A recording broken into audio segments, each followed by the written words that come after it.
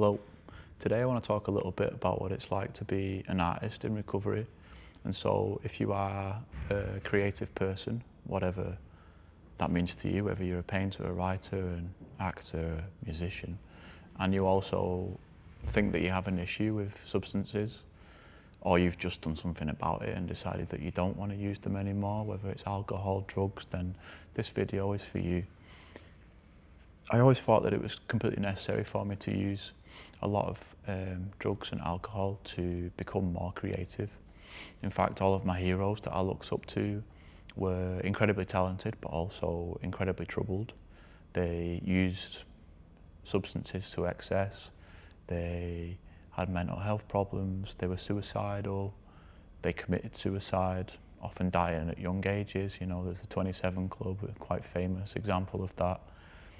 And unfortunately, when I was a teenager and a young adult in my early 20s, I very much thought that the path to creative freedom and success was the path of overconsumption and hedonism and partying and drinking all the time and using drugs all the time. And I've come to realise now, being 5.5 years in recovery, clean and sober from all drugs, including alcohol, that couldn't have been further from the truth, you know. In fact, the thing that was damaging and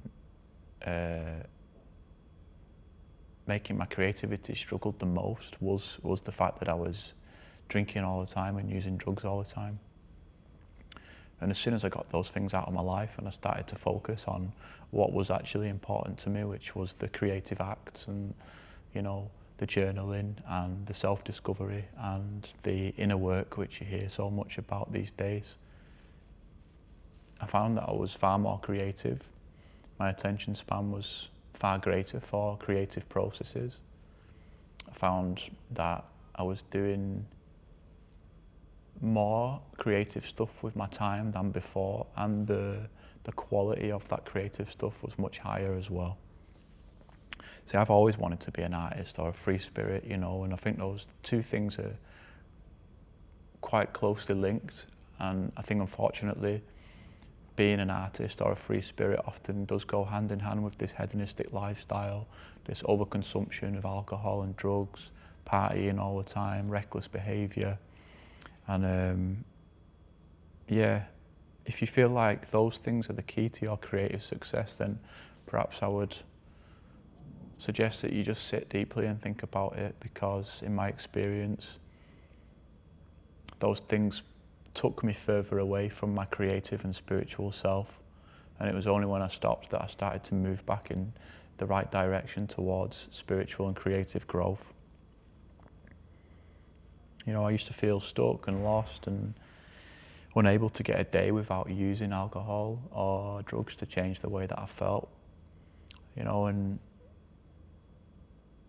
people will say that I used to have a problem with those things, and honestly, I don't think I used to have a problem with them. I think that they were my best guess solution to my problem, which has always been myself, you know.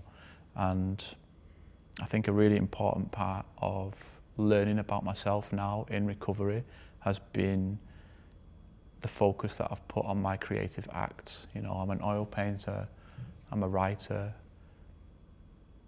I love just being in the zone, you know, inspired, busy at work, not thinking of much other than, well, not thinking of much, you know. It's quite a nice place to be. It's a very meditative state, and I was never able to achieve that because I was just getting obliterated all the time. And I think this kind of, you know, rock and roll lifestyle that I aspired to and that I see a lot of other creative people aspiring to is really detrimental to our progress as artists and makers. If you have made it as a creative in your field and you're also an addict or enjoy using drink and drugs far too often, then I think it's fair to say that you've won a lottery ticket of sorts.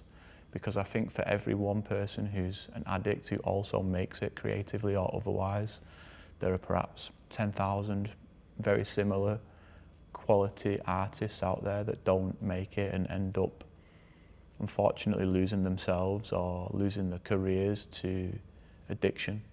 And this is something I'm really passionate about, because I feel very strongly that if I hadn't started to make positive steps in the right direction, I could have been one of those people. I think it's fair to say these days that I'm not one of those people, you know, and I have a message to share about that. So if this has resonated with you, and if you feel like you are someone who has a lot of creative potential, but you don't know where to start because you use drink and drugs a lot, or you have a lot of mental health problems that you're trying to mask with addictive behaviours, then leave me a comment. Please subscribe. You know, I love to connect with people. I love having deep conversations, and it really means a lot to me to hear from other people who are perhaps in the position that I was, you know, several years ago. By no means do I have all the answers, you know, and part of the reason I'm making these videos is so that I can think through some of the things that, you know, I still want answers for. I have a lot of questions about life and recovery that I'm trying to answer for myself, but I also feel like I'm in a good position to help others as well. So yeah, thank you for watching, and stay tuned, because there's going to be a lot more art and recovery content coming.